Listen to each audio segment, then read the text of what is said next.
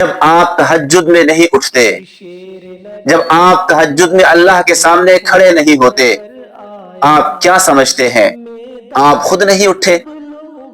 آپ کی خود آنکھ نہیں کھلی؟ نہیں، اللہ نے آپ کو اپنے سامنے کھڑا نہیں کیا۔ اللہ اس وقت رات کے اس پہر ان لوگوں کو اپنے سامنے کھڑا ہونے کی توفیق بخشتے ہیں جن پر نظر کرم فرماتے ہیں، جن پر نظر رحم فرماتے ہیں۔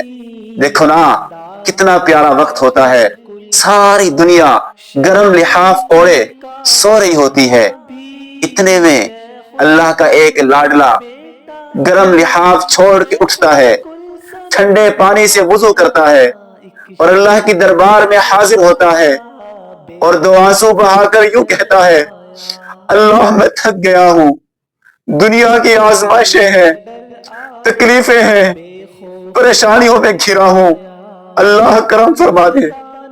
میرے اللہ کو اس وقت جو رحم آتا ہے، جو محبت بھری نگاہ سے اللہ بندے کو دیکھتے ہیں، پھر بندے کی تکلیفیں جو ناممکنات میں بدل چکی ہوتی ہے، ممکنات میں آتی ہوئی نظر آتی ہے، مشکلات آسانیوں میں بدلتی نظر آتی ہیں، تنگیاں راحتوں میں بدل جاتی ہیں۔